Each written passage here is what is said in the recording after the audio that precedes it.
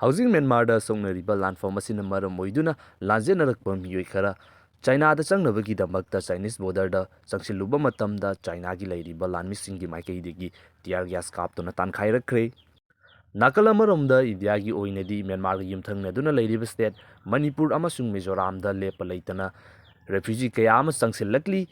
Laingaki maikaidegi su makoising asibu hauji leiriba irang asi loidriba fawba thaktuna thamgani haina su phongdokli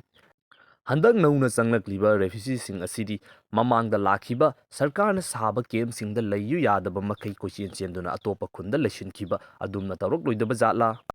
mayam pumnamakpu anauba video update amada amukka hanna taram nokchari ngasigi video asida hauji yumthangnaduna leiriba country Myanmar asida thokliba irang amasung China gi maikaidigi sanariba Angakpa policy asigi matangda amu yengbinasi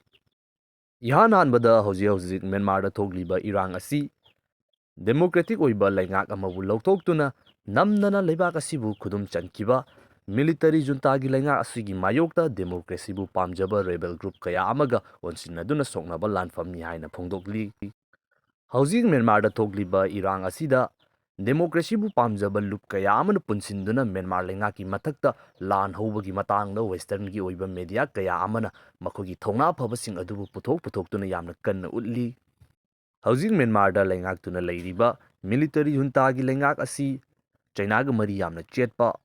India amasung western countries singi maikaidagi di laingak asibu China gi puppet government ni haina su phongdoknaribani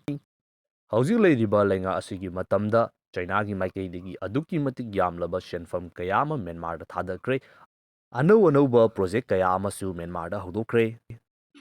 China hairiba country asigi khwaidagi ambitious oiba plan Belt and Road Initiative asigi lambida Myanmar asisu saruk ama oiri adubu handaki matang asida China gi maikaidagi Myanmar gi lainga asibu saugatlibani haiduna miyamna unariba masigi policy asida yamna chawna hongbagi mawong amadasu aikoina urakli yamna chamamnaba mawong amakhakta kanglup amagi maikaidagi China gi maikaidagi hauzik leiriba military junta asibu saugatli haidi miyoi kaya amagi maikaidagina China gi maikaidagi rebel group sing asida khulaising pisilli haiduna yamna kanna phongdoknarakli Myanmar da irang thorokraba matungda China gi maikaidagi makoigi oiba laingaki phamnaiba kaya ama Myanmar da thaduna wari shanaraba matungda irang asi loisinabagi damakta kayarak hanna honakre makoigi maikaidagi lalhoriba kanglup amasung sarkar gi marakta mediator oiduna wari shanarabagi damakta su hanjin sinkiba leikre adubu masigi hek matungda Myanmar ga yumthangnaduna leiriba Chinese ki bordering jaga sing asida China lanmi kaya ama thajinduna military drill pangthokpa haurakhi China gi maikaidagi makoina pangthokriba military drill adu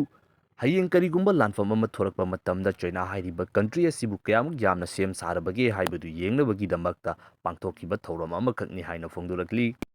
adubu expert kaya amagi matung innadi housing Myanmar da thokliba irang asina China da refugee sing sensilaktanaba amasung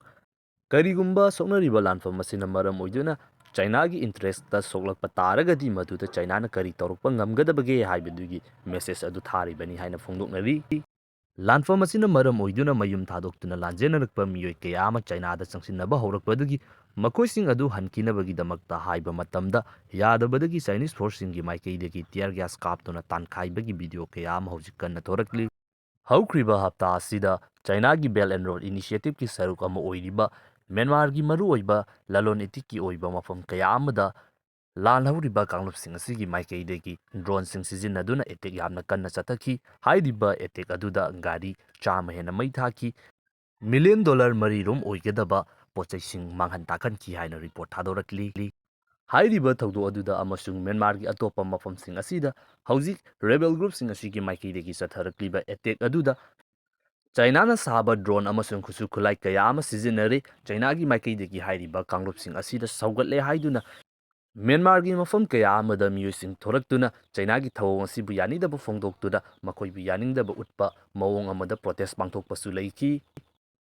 Masigi mathangdana China gi maikaidagi amuk makogi warship ahum Myanmar gi southern thangba Yangon hairiba city asi tamna tharakre warship aduga loinana China lanmi satret lom yaurakhi hairi China gi khongsat adugi maru oiba maram asi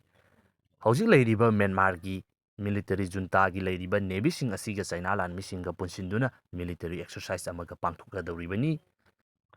ꯃ꯭ꯌꯥꯟꯃꯥꯔꯒꯤ ꯌꯦꯡꯒꯨꯟ ꯍꯥꯏꯔꯤꯕ ꯃꯐꯝ ꯑꯁꯤꯗ ꯂꯩꯔꯤꯕ ꯃꯤꯑꯣꯏ ꯀꯌꯥ ꯑꯃꯅ China ꯑꯃꯁꯨꯡ ꯆꯥꯏꯅꯥꯒ ꯄꯨꯟꯅ ꯆꯠꯃꯤꯟꯅꯔꯤꯕ ꯃ꯭ꯌꯥꯟꯃꯥꯔꯒꯤ military ꯖꯨꯟꯇꯥ ꯑꯁꯤꯕꯨ ꯌꯥꯅꯤꯡꯗꯕ ꯐꯣꯡꯗꯣꯛꯇꯨꯅ ꯃꯈꯣꯏꯒꯤ ꯃꯊꯛꯇ ꯄ꯭ꯔꯣꯇꯦꯁ ꯇꯧꯕꯁꯨ ꯍꯧꯈꯤꯕ ꯃꯇꯝ ꯈꯔ ꯑꯁꯤꯗ ꯑꯗꯨꯃꯛ ꯎꯔꯤ꯫ ꯅꯥꯀꯜ ꯑꯃꯔꯣꯝꯗ ꯆꯥꯏꯅꯥ ꯑꯃꯁꯨꯡ ꯃ꯭ꯌꯥꯟꯃꯥꯔꯒꯤ ꯂꯦꯟꯒꯤ ꯑꯣꯏꯕ ꯕꯣꯔꯗꯔꯤꯡ ꯖꯒꯥꯁꯤꯡ ꯑꯁꯤꯗ ꯆꯥꯏꯅꯥꯒꯤ ꯃꯥꯏꯀꯩꯗꯒꯤ ꯃꯈꯣꯏꯒꯤ ꯈꯨꯠꯁꯨ ꯈꯨꯠꯂꯥꯏ ꯀꯌꯥ ꯑꯃ ꯄꯨꯊꯣꯛꯇꯨꯅ ꯃꯤꯂꯤꯇꯔꯤ ꯗ꯭ꯔꯤꯜ ꯄꯥꯡꯊꯣꯛꯂꯕ ꯃꯇꯨꯡꯗ ꯆꯥꯏꯅꯥꯒꯤ ꯕꯣꯔꯗꯔ ꯑꯁꯤ ꯁꯣꯛꯍꯟꯗꯅꯕꯒꯤꯗꯃꯛꯇ ꯍꯣꯠꯅꯔꯤ꯫ ꯁꯣꯝꯗꯅ ꯑꯃꯨꯛ ꯃꯤꯂꯤꯇꯔꯤ ꯖꯨꯟꯇꯥ ꯑꯁꯤꯕꯨ ꯁꯧꯒꯠꯇꯨꯅ ꯆꯥꯏꯅꯥꯒꯤ ꯃꯥꯏꯀꯩꯗꯒꯤ ꯗꯦꯁꯇ꯭ꯔꯣꯌꯔ ꯐ꯭ꯔꯤꯒꯦꯠ ꯑꯃꯁꯨꯡ ꯀꯦꯔꯤꯌꯔ ꯚꯦꯁꯦꯜ ꯊꯥꯖꯤꯟꯗꯨꯅ ꯔꯦꯕꯦꯜ ꯒ꯭ꯔꯨꯞꯁꯤꯡ ꯑꯁꯤꯕꯨ ꯀꯤꯍꯟꯅꯕꯒꯤꯗꯃꯛꯇ ꯍꯣꯠꯅꯔꯤ꯫ ꯍꯧꯖꯤꯛ ꯃ꯭ꯌꯥꯟꯃꯥꯔꯗ ꯁꯣꯛꯅꯔꯤꯕ ꯂꯥꯟꯐꯝ ꯑꯁꯤꯗ ꯆꯥꯏꯅꯥꯒꯤ ꯃꯥꯏꯀꯩꯗꯒꯤ ꯀꯔꯝꯕ ꯁꯧꯒꯠꯂꯤꯕꯅꯣ ꯍꯥꯏꯕ ꯈꯪꯗꯕ ꯃꯈꯩ ꯅꯥꯀꯜ ꯑꯅꯤꯃꯛꯇ ꯇꯣꯡꯁꯤꯟꯕꯒꯤ ꯃꯃꯤ ꯑꯗꯨ ꯇꯞꯅ ꯇꯞꯅ ꯎꯔꯛꯂꯤ꯫ ꯆꯥꯏꯅꯥꯒꯤ ꯑꯁꯤꯒꯨꯝꯂꯕ ꯃꯑꯣꯡ ꯑꯁꯤꯅ ꯃꯔꯝ ꯑꯣꯏꯗꯨꯅ ꯃꯤꯑꯣꯏ ꯀꯌꯥ ꯑꯃꯒꯤ ꯃꯥꯏꯀꯩꯗꯒꯤ ꯍꯧꯖꯤꯛ ꯃ꯭ꯌꯥꯟꯃꯥꯔꯗ ꯁꯣꯛꯅꯔꯤꯕ ꯂꯥꯟꯐꯝ ꯑꯁꯤꯗ ꯃꯥꯏꯀꯩ ꯑꯅꯤꯃꯛꯇꯒꯤ ꯆꯥꯏꯅꯥꯗ ꯀꯥꯟꯅꯕ ꯄꯤꯔꯕ꯭ꯔꯥ ꯍꯥꯏꯗꯨꯅ ꯋꯥꯍꯪ ꯇꯧꯅꯔꯛꯂꯤ꯫ ꯍꯟꯗꯛꯀꯤ ꯆꯍꯤ 2023 ꯑꯁꯤꯗ ꯒ꯭ꯂꯣꯕꯦꯜꯒꯤ ꯑꯣꯏꯅ ꯃꯥꯂꯦꯝ ꯑꯁꯤꯒꯤ ꯃꯐꯝ ꯀꯌꯥ ꯑꯃꯗ ꯑꯆꯧ ꯑꯆꯧꯕ ꯂꯥꯟꯐꯝ ꯀꯌꯥ ꯑꯃ ꯊꯣꯛꯅꯔꯤ, ꯃꯗꯨꯅ ꯃꯔꯝ ꯑꯣꯏꯗꯨꯅ ꯃꯤꯑꯣꯏ ꯀꯌꯥ ꯑꯃ ꯃꯁꯥ ꯃꯁꯥꯒꯤ ꯂꯝ ꯊꯥꯗꯣꯛꯅꯗꯨꯅ ꯀꯣꯏꯆꯦꯟ ꯆꯦꯟꯅꯔꯤ꯫ ꯏꯖꯔꯦꯜ ꯑꯃꯁꯨꯡ ꯍꯃꯥꯁꯀꯒꯤ ꯑꯣꯏꯕ ꯅꯧꯅ ꯊꯣꯔꯛꯂꯤꯕ ꯂꯥꯟꯐꯝ ꯑꯁꯤꯒꯤ ꯃꯇꯨꯡꯗ ꯗꯦꯚꯂꯞ ꯑꯣꯏꯔꯕ ꯀꯟꯇ꯭ꯔꯤꯁꯤꯡꯅꯤ, ꯗꯦꯃꯣꯀ꯭ꯔꯦꯁꯤ ꯑꯃꯁꯨꯡ ꯍ꯭ꯌꯨꯃꯦꯟ ꯔꯥꯏꯠꯀꯤ ꯃꯇꯥꯡꯗ ꯌꯥꯝꯅ ꯂꯨꯝꯅ ꯂꯧꯖꯕ ꯀꯟꯇ꯭ꯔꯤꯁꯤꯡꯅꯤ ꯍꯥꯏꯅ ꯂꯩꯔꯤꯕ ꯌꯨꯔꯣꯄꯤꯌꯟ ꯀꯟꯇ꯭ꯔꯤꯁꯤꯡ ꯑꯁꯤꯗꯁꯨ ꯑꯦꯟꯇꯤ ꯏꯃꯤꯒ꯭ꯔꯦꯟꯒꯤ ꯑꯣꯏꯕ ꯌꯥꯝꯅ ꯆꯥꯎꯕ ꯋꯦꯕ ꯑꯃ ꯊꯦꯡꯅꯔꯛꯂꯤ꯫ ꯃꯃꯥꯡꯒꯤ ꯃꯇꯝ ꯑꯁꯤꯗ ꯄꯣꯂꯦꯟꯗꯒꯨꯝꯕ ꯏꯁꯇꯔꯟ ꯊꯪꯕ ꯌꯨꯔꯣꯞꯀꯤ ꯀꯟꯇ꯭ꯔꯤꯁꯤꯡ ꯑꯁꯤꯗꯤ ꯏꯃꯤꯒ꯭ꯔꯦꯟꯁꯤꯡ ꯂꯧꯁꯤꯟꯅꯤꯡꯗꯕꯒꯤ ꯄꯣꯂꯤꯁꯤ ꯌꯥꯝꯅ ꯁ꯭ꯇ꯭ꯔꯤꯛ ꯑꯣꯏꯕ ꯑꯗꯨꯃꯛ ꯂꯩꯗꯨꯅ ꯂꯥꯛꯂꯤ꯫ ꯑꯗꯨꯕꯨ ꯍꯟꯗꯛꯀꯤ ꯃꯇꯥꯡ ꯑꯁꯤꯗꯗꯤ ꯋꯦꯁꯇꯔꯟ ꯌꯨꯔꯣꯞꯀꯤ ꯑꯣꯏꯕ ꯃꯔꯨꯑꯣꯏꯕ ꯖꯔꯃꯅꯤꯒꯨꯝꯕ ꯐ꯭ꯔꯥꯟꯁꯀꯨꯝꯕ ꯀꯟꯇ꯭ꯔꯤꯁꯤꯡ ꯑꯁꯤꯗꯁꯨ ꯑꯅꯧꯕ ꯃꯤꯇꯣꯞꯁꯤꯡ ꯆꯪꯍꯟꯅꯤꯡꯗꯕꯒꯤ ꯃꯑꯣꯡ ꯑꯗꯨ ꯇꯞꯅ ꯇꯞꯅ ꯎꯔꯛꯂꯤ꯫ ꯍꯧꯖꯤꯛ ꯍꯧꯖꯤꯛ ꯏꯖꯔꯦꯜꯒꯤ ꯃꯥꯏꯀꯩꯗꯒꯤ ꯒꯖꯥ ꯁꯍꯔꯗ ꯆꯠꯊꯔꯤꯕ ꯑꯦꯇꯦꯛ ꯑꯁꯤꯅ ꯃꯔꯝ ꯑꯣꯏꯗꯨꯅ ꯆꯦꯟꯊꯣꯔꯛꯄ ꯔꯦꯐ꯭ꯌꯨꯖꯤ ꯀꯌꯥ ꯑꯃꯁꯨ ꯀꯜꯆꯔ ꯃꯥꯟꯅꯕ ꯀꯟꯇ꯭ꯔꯤ ꯑꯃꯁꯨ ꯑꯣꯏꯔꯤꯕ ꯏꯖꯤꯞꯀꯤ ꯃꯥꯏꯀꯩꯗꯒꯤ ꯂꯧꯁꯤꯟꯅꯤꯡꯗꯕ, ꯃꯈꯣꯏꯒꯤ ꯃꯔꯝꯗ ꯂꯩꯍꯟꯅꯤꯡꯗꯕꯒꯤ ꯑꯣꯏꯕ ꯃꯑꯣꯡꯗꯨꯁꯨ ꯑꯩꯈꯣꯏꯅ ꯑꯗꯨꯃꯛ ꯎꯔꯤ꯫ ꯑꯗꯨꯒ ꯁꯥꯎꯠ ꯑꯦꯁꯤꯌꯥꯒꯤ ꯑꯣꯏꯅꯁꯨ ꯍꯧꯖꯤꯛ ꯃ꯭ꯌꯥꯟꯃꯥꯔꯗ ꯊꯣꯛꯂꯤꯕ ꯂꯥꯟꯐꯝ ꯑꯁꯤꯅ ꯃꯔꯝ ꯑꯣꯏꯗꯨꯅ ꯆꯦꯟꯊꯣꯔꯛꯂꯤꯕ ꯃꯤꯑꯣꯏꯁꯤꯡ ꯑꯁꯤ ꯆꯥꯏꯅꯥꯒꯤ ꯃꯥꯏꯀꯩꯗꯒꯤ ꯃꯈꯣꯏꯒꯤ ꯀꯟꯇ꯭ꯔꯤꯗ ꯆꯪꯍꯟꯗꯅꯕꯒꯤꯗꯃꯛꯇ ꯌꯥꯝꯅ ꯁ꯭ꯇ꯭ꯔꯤꯛ ꯑꯣꯏꯕ ꯄꯣꯂꯤꯁꯤꯁꯤꯡ ꯑꯦꯗꯣꯞ ꯇꯧꯔꯤ꯫ ꯏꯟꯗꯤꯌꯥꯒꯤ ꯑꯣꯏꯅꯗꯤ ꯍꯥꯟꯅꯗꯒꯤ ꯑꯗꯨꯃꯛ ꯄꯥꯡꯊꯣꯛꯇꯨꯅ ꯂꯥꯛꯄ, ꯑꯇꯣꯞꯄ ꯀꯟꯇ꯭ꯔꯤ ꯑꯃꯗ ꯏꯔꯥꯡ ꯊꯣꯛꯄ ꯃꯇꯝꯗ ꯃꯐꯝ ꯑꯗꯨꯗꯒꯤ ꯆꯦꯜꯂꯛꯄ ꯃꯤꯑꯣꯏꯁꯤꯡ ꯆꯪꯖꯐꯝ ꯄꯤꯕꯒꯤ ꯆꯠꯅꯕꯤ ꯑꯗꯨ ꯍꯧꯖꯤꯛꯁꯨ ꯍꯔꯥꯎ ꯇꯌꯥꯝꯅ ꯑꯗꯨꯃꯛ ꯄꯥꯡꯊꯣꯛꯂꯤ꯫ ꯏꯟꯗꯤꯌꯥꯒꯤ ꯃꯁꯤꯒꯨꯝꯂꯕ ꯄꯣꯂꯤꯁꯤꯁꯤꯅ ꯃꯔꯝ ꯑꯣꯏꯗꯨꯅ ꯍꯧꯖꯤꯛ ꯍꯧꯖꯤꯛ ꯏꯟꯗꯤꯌꯥꯒꯤ ꯅꯣꯔꯠ ꯏꯁꯇꯔꯟ ꯊꯪꯕ ꯁ꯭ꯇꯦꯠꯁꯤꯡ ꯑꯁꯤꯗ ꯃ꯭ꯌꯥꯟꯃꯥꯔꯗ ꯁꯣꯛꯅꯔꯤꯕ ꯂꯥꯟꯐꯝ ꯑꯁꯤꯒꯤ ꯆꯩꯊꯦꯡ ꯐꯪꯂꯕ ꯃꯤꯑꯣꯏ ꯀꯌꯥ ꯑꯃ ꯆꯪꯁꯤꯜꯂꯛꯄ ꯂꯦꯞꯇ꯭ꯔꯤ꯫ ꯂꯩꯕꯥꯛ ꯑꯃꯗ ꯏꯃꯤꯒ꯭ꯔꯦꯟꯁꯤꯡ ꯂꯧꯁꯤꯟꯕ ꯅꯠꯇ꯭ꯔꯒꯅ ꯂꯧꯁꯤꯟꯗꯕ ꯍꯥꯏꯕꯁꯤ ꯀꯟꯇ꯭ꯔꯤ ꯑꯗꯨꯗ ꯂꯩꯔꯤꯕ ꯄ꯭ꯔꯖꯥꯁꯤꯡ ꯑꯗꯨꯒꯤ ꯑꯄꯥꯝ ꯄꯥꯝꯗ ꯑꯃꯁꯨꯡ ꯃꯈꯣꯏꯒꯤ ꯄ꯭ꯔꯦꯁꯔꯗꯁꯨ ꯌꯥꯝꯅ ꯃꯈꯥ ꯄꯣꯜꯂꯤ꯫